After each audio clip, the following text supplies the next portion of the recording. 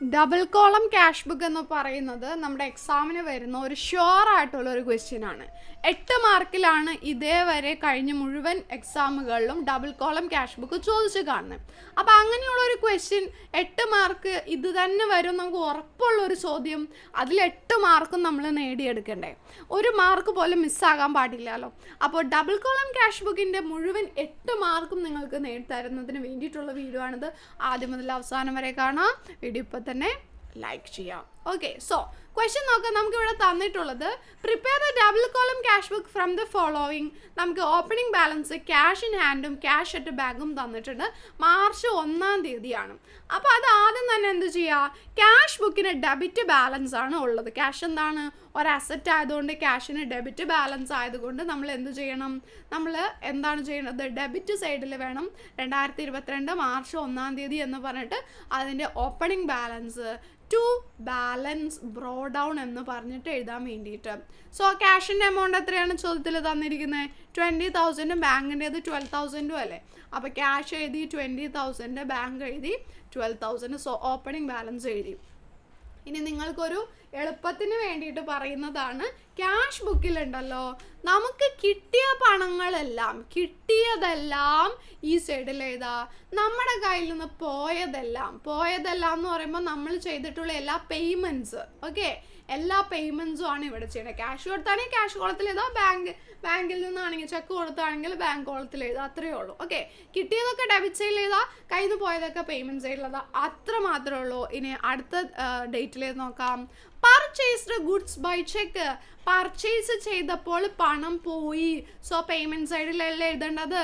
അപ്പോൾ 5-ാം തീയതി March 2022 March 5-ാം തീയതിയാണ്. മാർച്ച് 5-ാം തീയതി നമ്മൾ പർച്ചേസ് ചെയ്തു. അപ്പോൾ പർച്ചേസ് എന്ന് എഴുതാം. ചെക്ക് കൊടുത്തതായതുകൊണ്ട് ബാങ്ക് കോളത്തിൽ നമ്മൾ 4,000 രൂപ എഴുതി. ഓക്കെ അല്ലേ. ഇനി ക്യാഷ് വിഡ്രോൺ ഫ്രം ബാങ്ക്, ബാങ്കിൽ നിന്ന്, ഇതാണ് കൺഫ്യൂസിങ് ആയിട്ട് മിക്കവർക്കും വരാറ്, ബാങ്കിൽ നിന്ന് ക്യാഷ് എടുത്തു. സോ ക്യാഷും ബാങ്കും മാത്രമാണ് ഇവിടെ വന്നിട്ടുള്ളത്. സോ അതൊരു കോൺട്രാ എൻട്രി ആണ്. കോൺട്രാ എൻട്രി എന്ന് പറഞ്ഞാൽ ക്യാഷ് ബുക്കിൻ്റെ 2 സൈഡിലും നമ്മൾ അതെന്ത് ചെയ്യും, 2 സൈഡിലും നമ്മൾ റെക്കോർഡ് ചെയ്യും എന്നുള്ളതാണ്. അതെങ്ങനെ റെക്കോർഡ് ചെയ്യാമെന്നുള്ളത് നോക്കാം. ക്യാഷ് വിഡ്രോൺ ഫ്രം ബാങ്ക്, ബാങ്കിൽ നിന്ന് ക്യാഷ് എടുത്തു എന്ന് പറഞ്ഞപ്പോൾ ബാങ്കിലല്ലേ പോയത്, ബാങ്ക് കുറഞ്ഞു, ബാങ്കിൽ നിന്ന് പോയി.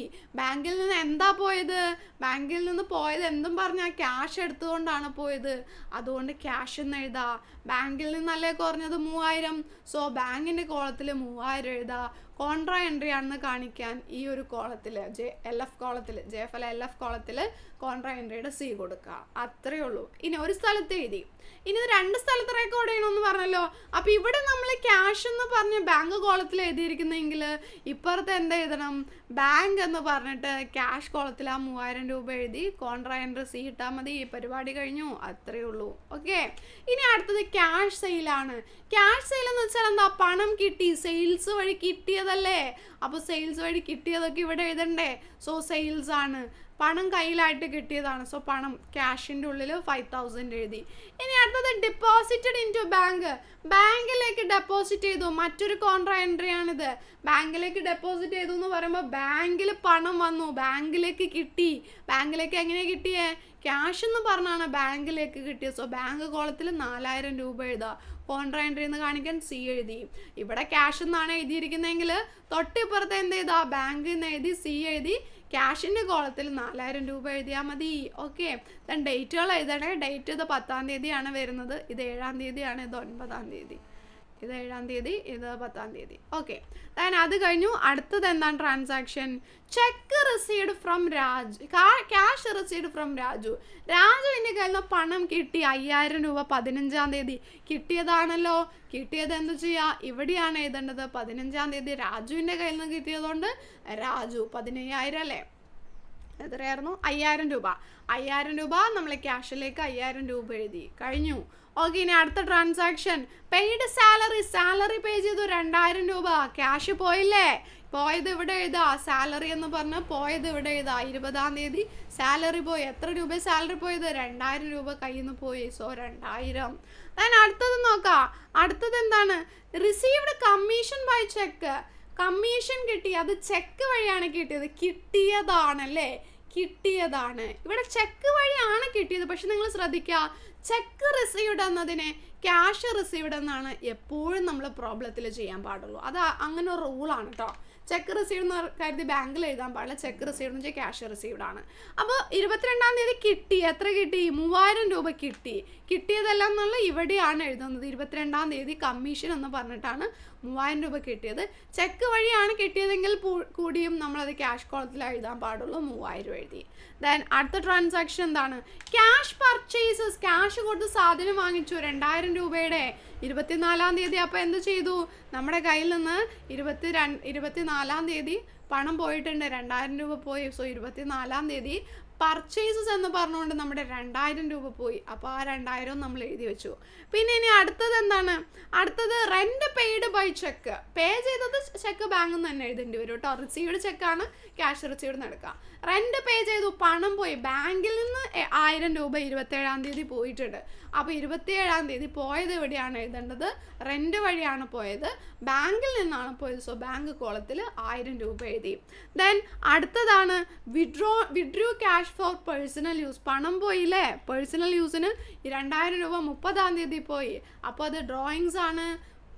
2000 രൂപയാണ് ക്യാഷ് ആയിട്ടാണ് പോയത്. സോ 2000. സോ ഇങ്ങനെയാണ് എന്ത് ചെയ്യുന്നത്, നമ്മളിത് എഴുതുന്നത്. ഇത്രേ ഉള്ളൂ. ക്യാഷ് ബുക്കിലേക്ക് എഴുതാനുള്ള മുഴുവൻ കാര്യങ്ങളും നമ്മൾ എഴുതിയിട്ടുണ്ട്. ഇത് എന്ത് ചെയ്താൽ മതി? ജസ്റ്റ് ബാലൻസ് ചെയ്താൽ മാത്രം മതി. ആദ്യം ഡെബിറ്റ് സൈഡും ക്യാഷിൻ്റെ ഡെബിറ്റ് സൈഡും ക്രെഡിറ്റ് സൈഡും ടോട്ടൽ ചെയ്ത് നോക്കാം.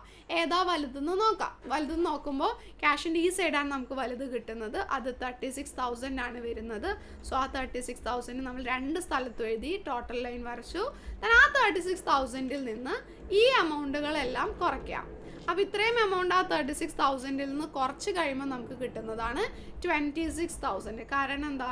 4, 6, 8, 10 അല്ലേ, 10,000 രൂപ കുറഞ്ഞത്. അപ്പോൾ 26,000 രൂപ ആ മാസം 31-ാം തീയതി ബാലൻസ് ക്യാരി ഡൗൺ എന്ന് പറഞ്ഞിട്ട് എഴുതാം. അതുപോലെ തന്നെ ബാങ്കിൻ്റെ 2 സൈഡും നോക്കാം. ഏതാ കൂടുതലെന്ന് നോക്കാം.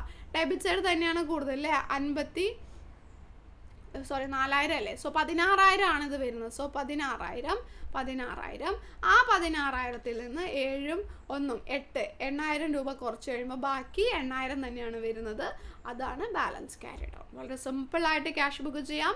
ക്യാഷ് ബുക്കിന് 8 മാർക്കും സ്കോർ ചെയ്യാം. അതിന് ഈ വീഡിയോ നിങ്ങളെ ഹെൽപ്പ് ചെയ്തിട്ടുണ്ടാവുമെന്ന് വിചാരിക്കുന്നു. Thank you.